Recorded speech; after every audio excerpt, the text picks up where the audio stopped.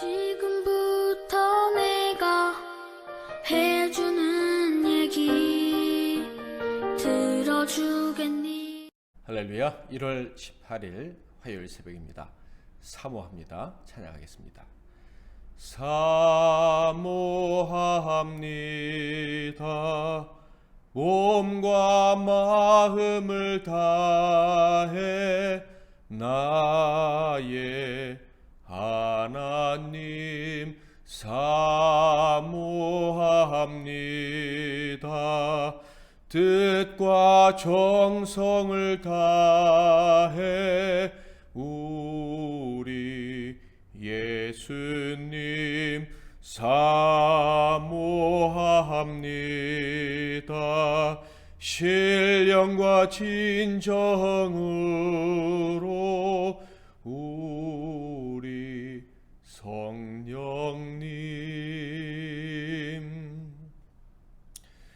오늘 하나님께서 주신 은혜의 말씀은 창세기 25장 29절에서 34절 말씀이 되겠습니다. 구약성경 창세기 25장 29절에서 34절 말씀 봉독해 드리겠습니다. 야곱이 죽을 수 없더니 에서가 들에서 돌아와서 심히 피곤하여 야곱에게 이르되 내가 피곤하니 그 붉은 것을 내게 먹게 하라 한지라. 그러므로 에서의 별명은 에돔이더라. 야곱이 이르되 형의 장자의 명분을 오늘 내게 팔라. 에서가 이르되 내가 죽게 되었으니 이 장자의 명분이 내게 무엇이 유익하리요? 야곱이 이르되 오늘 내게 맹세하라. 에서가 맹세하고 장자의 명분을 야곱에게 판지라. 야곱이 떡과 팥죽을 에서에게 주매 에서가 먹으며 마시고 일어나 갔으니 에서가 장자의 명분을 가볍게 여김이었더라. 아멘. 오늘은 가치 있는 것을 갈망하는 복, 가치 있는 것을 갈망하는 복, 이런 제목으로 하나님 말씀을 상고하겠습니다. 아브라함의 언약의 계승자 이삭은 순종과 기도 가운데 귀한 아내를 얻게 됩니다. 그런데 그의 아내 리브가는 그의 시어머니 사라처럼 자식을 잉태하지 못했습니다. 무려 20년간이나 말이죠.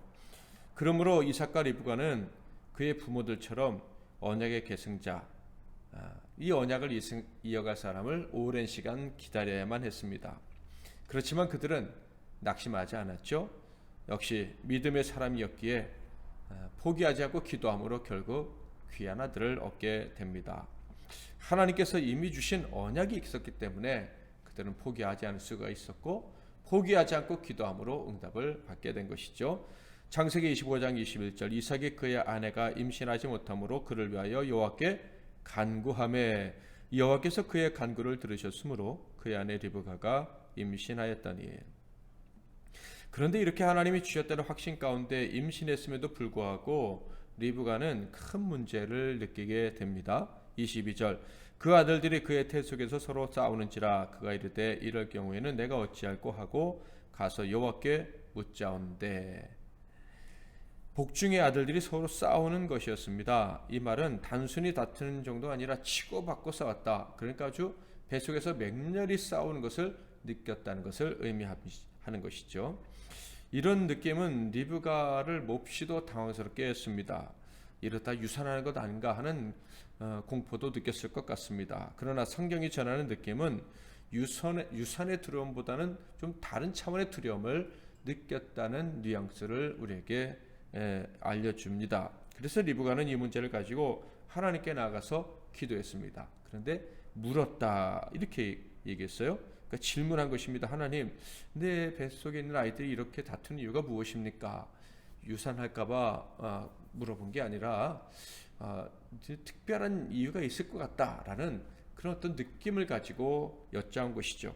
그런데 이 질문에 대한 하나님의 답은 놀라운 것이었습니다. 23절 여호와께서 그에게 이르시되 두 국민이 내 태중에 있구나. 두 민족이 내 복중에서부터 나누이리라. 이 족속이 저 족속보다 강하겠고 큰 자가 어린 자를 섬기리라 하셨더라. 하나님의 대답은 한마디로 말해서 둘째가 언약의 계승자로 택하심을 받았다라는 말씀이었어요. 당시 문화 속에서 통용되는 법과 완전히 반대되는 것이죠. 맞지 않는 거예요. 하나님의 뜻, 하나님이 이루시고자 하시는 것은 당시 사람들이 생각하는 것과 다른 방식이다라는 것을 분명하게 말씀해 주신 거예요. 당시에는 무조건 장자가 다 이어받는 것이라고 생각을 하고 있었는데 하나님은 달랐다 하는 거예요. 이 말씀은 하나님이 역사를 주권적으로 운행하신다는 것을 보여주시는 것입니다. 세상의 관습으로 하나님의 주권을 막을 수 없다는 것을 분명하게 계시해 주신 것이죠. 이것을 로마서에서는 이렇게 얘기하고 있어요. 9장 10절과 11절. 그뿐 아니라 또한 리브가가 우리 조상 이삭 한 사람으로 말미암아 임신하였는데 그 자식들이 아직 나지도 아니하고 무슨 선이나 악을 행하지 아니한 때에 택하심을 따라 되는 하나님의 뜻이 행위로 말미암지 않고 오직 부르시는 이로 말미암아 서게 하려 하사. 결국 출산의 때가 되어서 복중의 아들들은 세상에 나오게 됩니다. 25절 26절. 먼저 나온 자는 붉고 전신이 토록 같아서 이름을 에서라 하였고 후에 나온 아우는 손으로 에서의 발꿈치를 잡았으므로 그 이름을 야곱이라 하였으며 리브가가 그들을 낳을 때에 이삭이 60세였더라. 야곱은 나올 때부터 형 발꿈치를 잡았다 해서 그 이름이 야곱이 되었어요.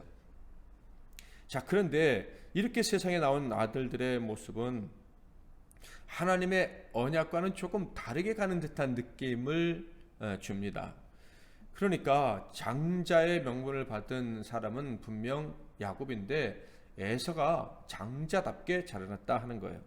장자의 모습으로 보기에 너무 잘 어울리는 듯한 이 아들로 성장했습니다. 사냥도 잘하고 고기를 좋아했던 아버지에게 사냥한 것으로 맛난 음식도 대접해서 아버지를 기쁘게 하는, 또한 호탕하고 리더십도 강했던 사람이 에서였습니다. 장자의 모습을 두루 갖췄다라고 할 수가 있겠죠.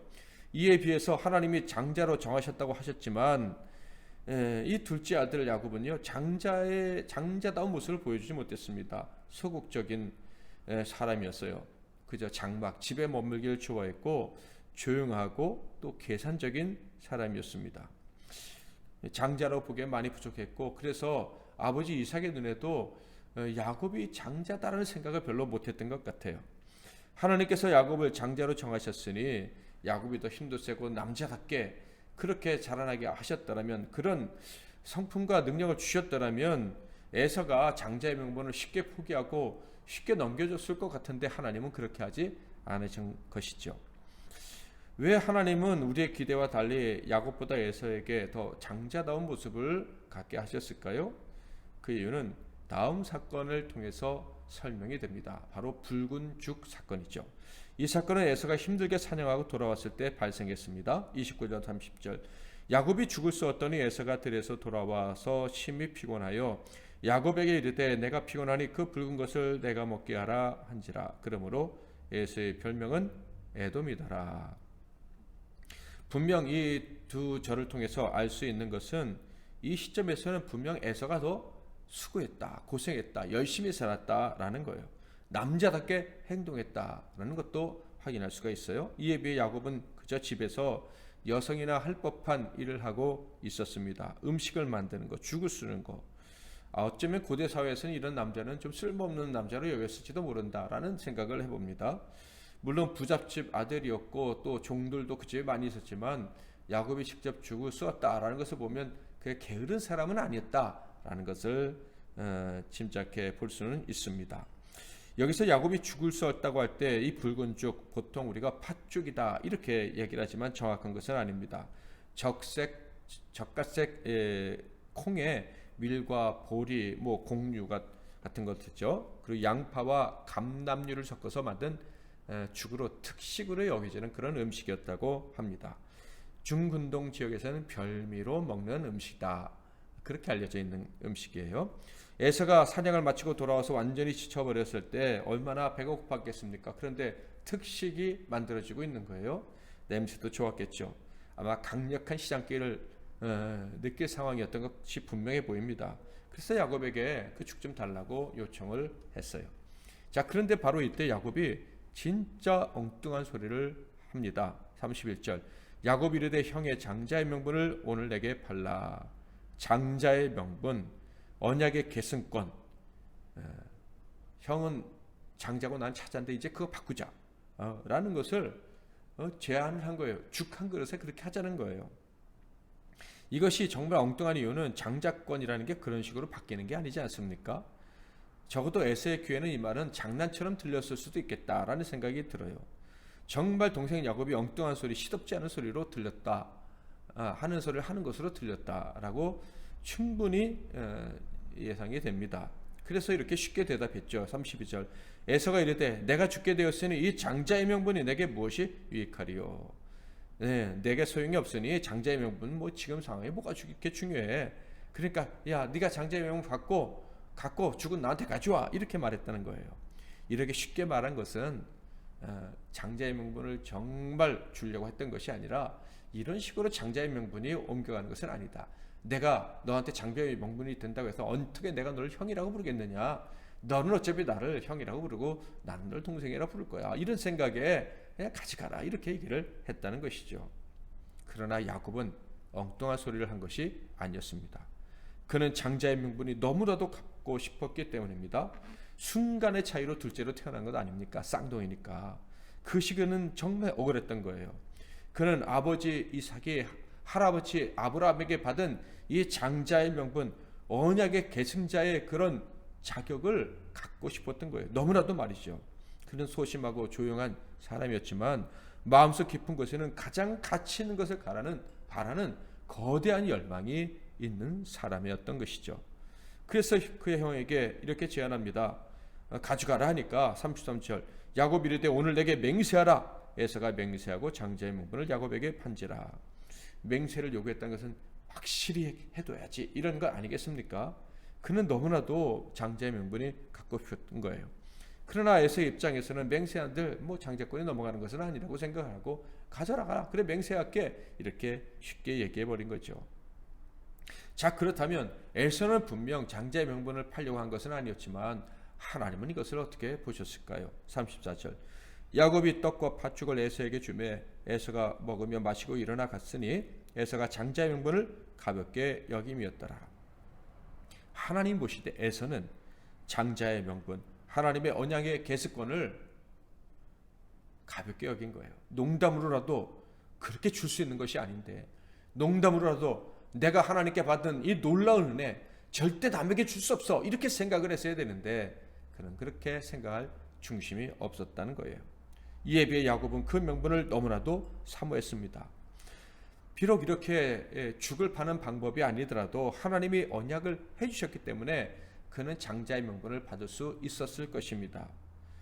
그러므로 이런 속임수까지 쓸 필요는 절대 없었고 그것은 좋은 방법도 아니었어요. 그렇지만 하나님은요, 그가 가치 있는 것, 하나님의 언약, 이것을 소중히 여긴다는 것을 좋게 보셨음이 분명합니다. 이 사건을 통해서 우리가 깨달을 수 있는 것은 무엇입니까? 언약의 계승자에게 필요한 것은 인간적인 조건이 아니라는 거예요. 장자답다고 장자가 되는 것이 아니다 하는 거예요. 언약의 계승자에게 필요한 것은 완벽한 도덕성도 아니다라는 것을 알 수가 있어요. 도덕성, 양심, 정직, 이것들은 정말 중요한 것이긴 합니다. 그러나 그것들보다 더 중요한 것은요, 혹시 그런 부분, 인간적인 부분, 인격, 성품이 부족해도 하나님이 은혜를 주시는 언약을 사모하는 마음, 이것이 있느냐 없느냐가 더 중요하다라는 것입니다. 저와 여러분은 부족해도 야곱과 같은 자격이 없는 상태에 있는 것 같아도 복음을 받아들인 사람들입니다. 그러니까 하나님이 거저주신 언약을 받고 언약의 계승자가 된 자들이다라는 거예요. 이 사실을 믿으시기를 바랍니다. 이 사실을 믿는다면 우리는 옛날 야곱처럼 다른 사람의 복을 빼앗을 필요는 없어요. 그러나 이 언약을 받았다는 사실은 너무나도 소중히 여기되 야곱보다 더 소중히 여겨야 할 것입니다. 뿐만 아니라 내가 이 언약을 받았고 언약의 계승자로 살고 있으니 아브라함이 아는 사람들에게 복이 된 것처럼 나도 복이 되기를 사모하면서 살아야 할 거예요. 내가 언약의 계승자로 살아가는 그 증거들이 나타나게 해달라는 간절한 마음, 내가 이 엄청난 가치를 받았으니 그 가치가 빛나는 삶을 살기를 원하는 이 소망, 이것을 가지고 살아야 한다는 거예요. 하나님 말씀, 그 놀라운 언약을 받으셨습니까? 그렇다면 저와 여러분의 삶 속에 하나님이 이 언약의 증거들, 우리가 언약의 계승자가 되었다는 사실들을 계속해서 보여줄 것입니다. 그것이 점점 더 풍성하게 나타나기를 갈망하며 기도하며 살아가는 저와 여러분이 되시기를 주님의 이름으로 축원합니다. 기도하겠습니다.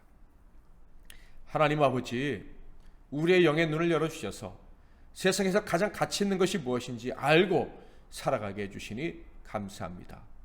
우리에게 가장 가치 있는 것은 예수, 그 귀한 이름입니다. 그 예수, 그 이름이 바로 하나님이 주신 가장 소중한 언약이 되는 줄 믿기 때문입니다. 하나님이 주신 복을 계승해서 삶이 복이 되고 다른 이들에게 복이 되는 삶, 나아가 하나님께 영광 올려드리는 삶이 바로 예수를 받은 자에게 주는 복인 줄 분명히 믿습니다. 그러므로 남은 우리의 인생길 걸어가는 동안에 언제든지 예수를 가장 소중히 여기고 귀하게 여기고 언약의 계승자라는 사실을 기억하고 살아가는 저희들 모두가 되게 하옵소서. 이 믿음으로 살아가며 이 믿음의 증거가 나타나기를 위해 기도할 때마다 하나님 기뻐하시고 수많은 증거들을 주실 줄 믿사오며 오늘도 그런 날이 되기를 바라고 예수 그리스도의 이름으로 기도하옵나이다. 아멘.